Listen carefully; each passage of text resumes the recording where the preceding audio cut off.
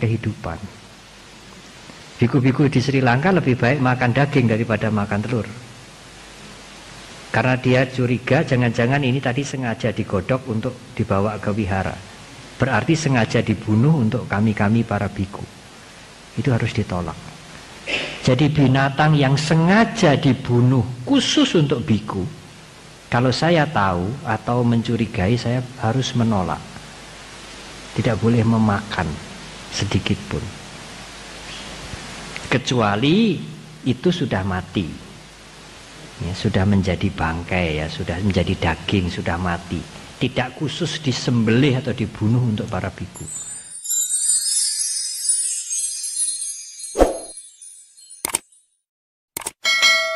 Sehubungan dengan kelahiran atau sebab akibat, kalau bayi itu lahir pada umumnya lahir dari rahim ataupun operasi, itu yang untuk komunikasi mudahnya.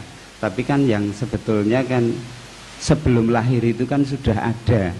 Yang kami tanyakan pada Bante, kapan mulai lahir ada yang sebenarnya manusia? Jadi sebelum lahir melalui rahim ataupun operasi itu. Sebetulnya banyak, tapi ya untuk itu saja dulu yang kami tanyakan. Sekali lagi terima kasih. Sama-sama. Pertanyaan yang sangat baik, ya. Kapan kehidupan mulai ada?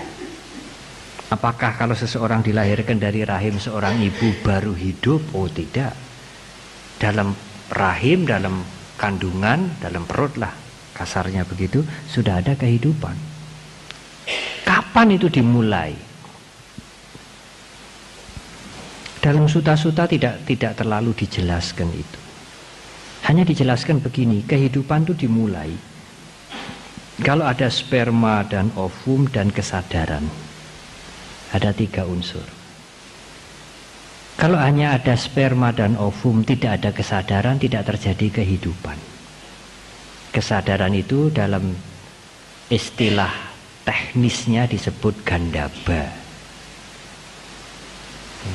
Sama saja dengan winyana sebetulnya.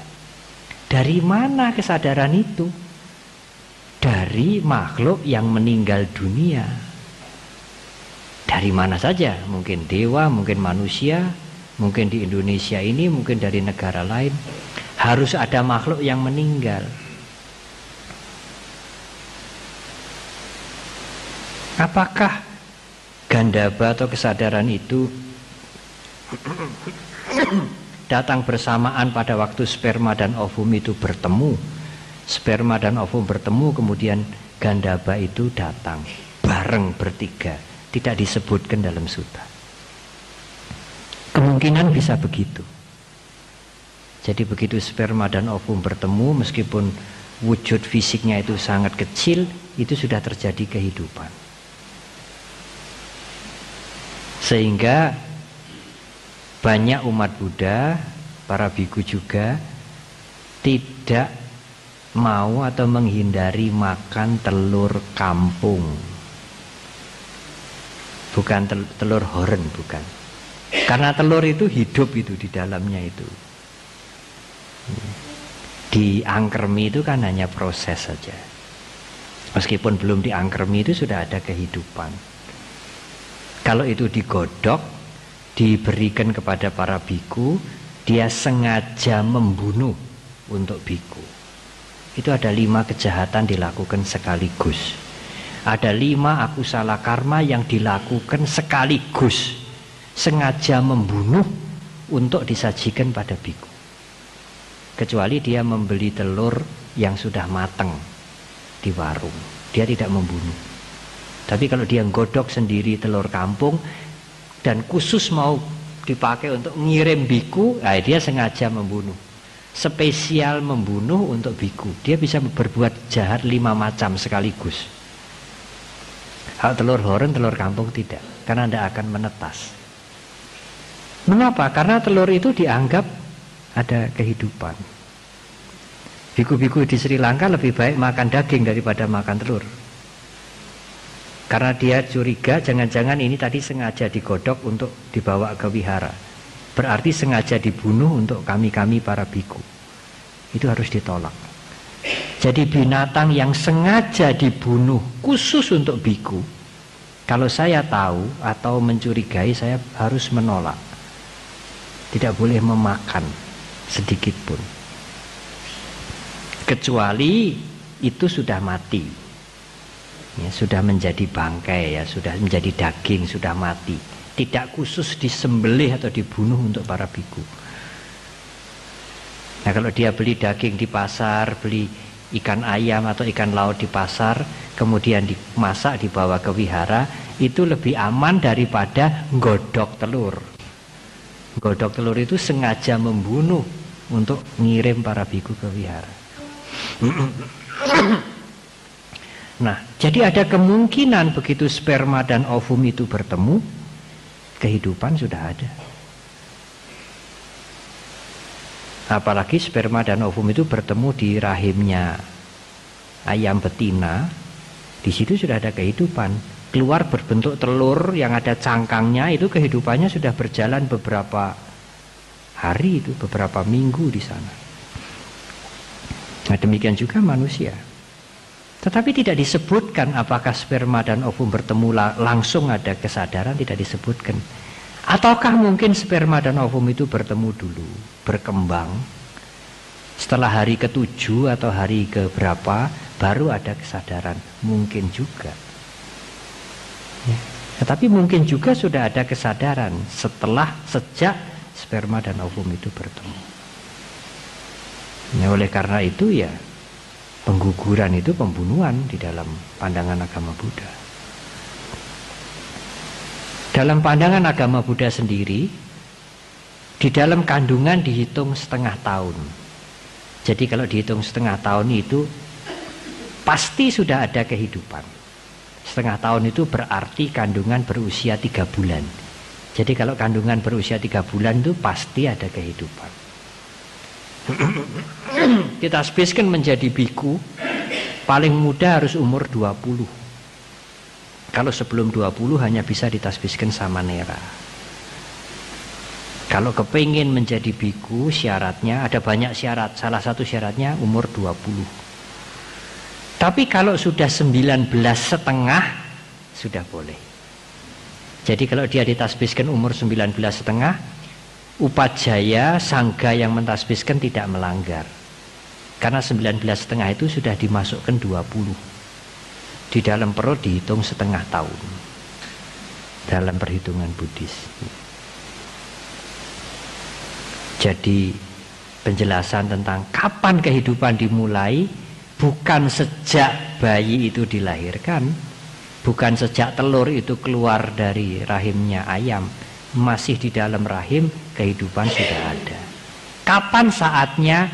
Nah, itu tidak bisa disebutkan dengan fix, ya, dengan jelas, ya, kapan saatnya. Di Sutta-Sutta Sang Buddha hanya mengatakan ada 3 unsur. Ada sperma, unsur pria, unsur wanita, ada ovum, telur, kemudian ada kesadaran. Salah satu absen, kehidupan tidak bisa terjadi. Itu untuk kita, ya, alam manusia, binatang. Tetapi untuk para dewa berbeda lagi. Para dewa dilahirkan tidak melalui kandungan. Dia lahir ujuk-ujuk. Ujuk-ujuk lahir, ujuk-ujuk dewasa. Tiba-tiba muncul gitu aja. Nanti kalau meninggal ya tiba-tiba hilang. Alam dewa, alam setan, alam asura, seperti itu. Kalau yang lahir dengan lewat kandungan itu manusia, ya. Cara kelahiran yang lain lagi telur. Tapi ada cara kelahiran yang keempat,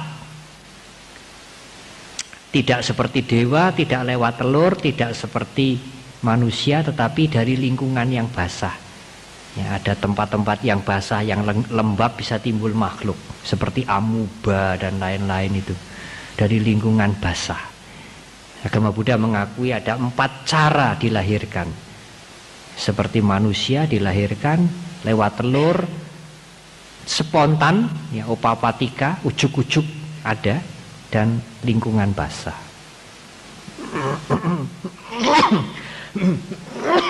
Bagaimana Bante setelah meninggal semoga tetap bermanfaat? Bisa saudara kalau mau. Sebelum meninggal saya sudah teken, besok kalau saya meninggal mata saya ambil loh.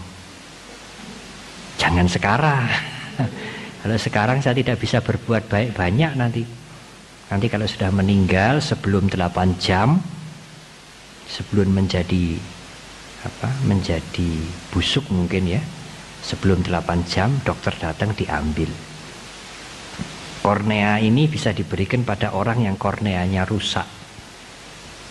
Kornea kita 2, nanti diberikan pada 2 orang. 1 orang hanya boleh terima 1. Jadi meskipun kita meninggal masih bisa bermanfaat. Waktu kita hidup ya tidak boleh ini diambil untuk nulungi orang yang buta, tidak boleh. Ya, karena kita sendiri juga perlu untuk berbuat baik yang lain. Nanti waktu meninggal malah bisa menolong orang yang buta. Tidak hanya mata Bante, kalau saya meninggal, kalau belum rusak dan memenuhi syarat, ginjal saya kasih, oh silahkan tulis wasiat mulai sekarang.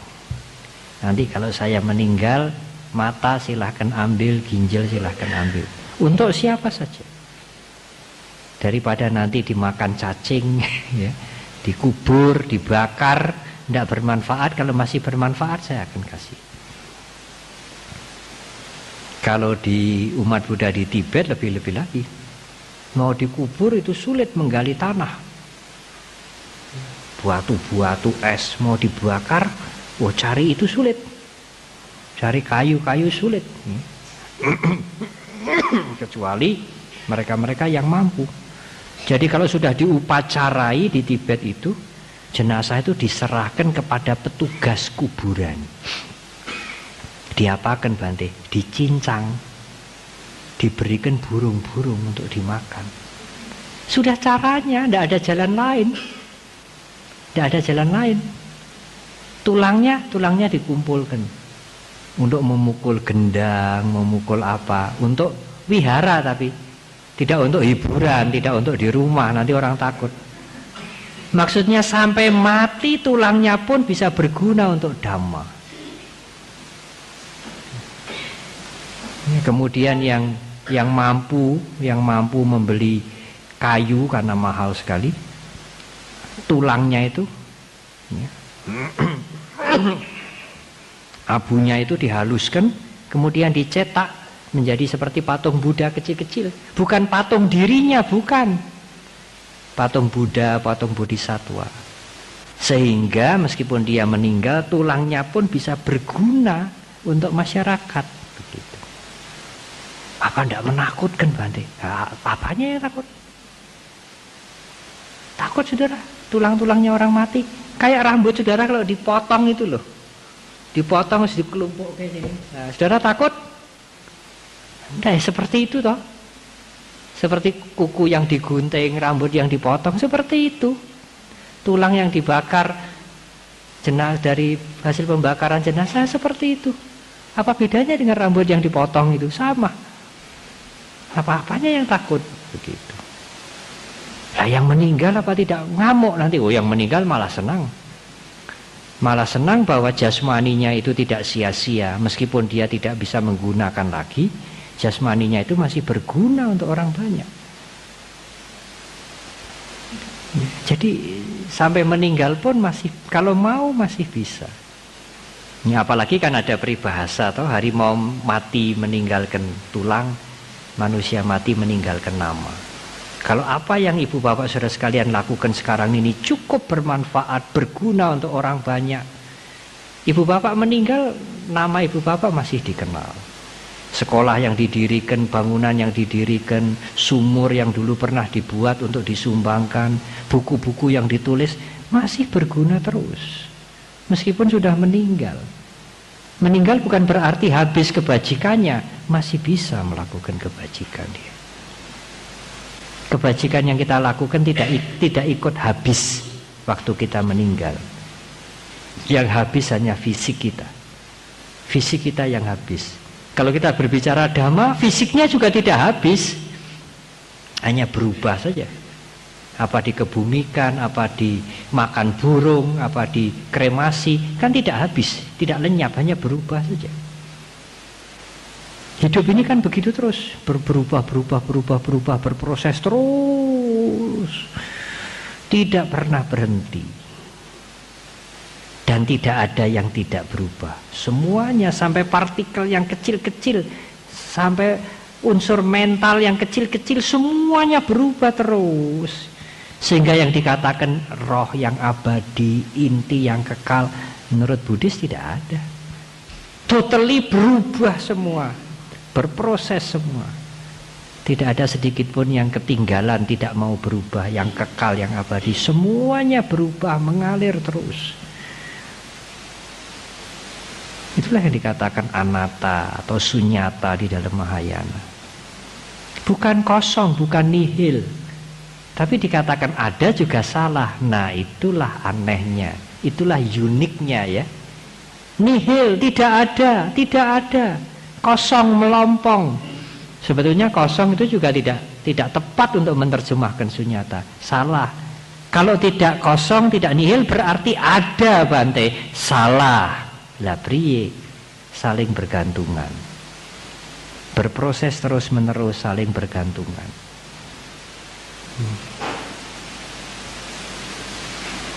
Kemarin saya berkata kepada para mahasiswa, bisa mengerti? Awalnya sulit mengerti dia. Saya ulang kembali. Ya memang saya mengatakan orang-orang bodoh tidak cocok menjadi umat Buddha. Orang-orang bodoh memang tidak cocok menjadi umat Buddha. Tapi tidak apa, itu hanya guyonan saja. Saudara bisa mengambil sebatas yang saudara bisa menangkap.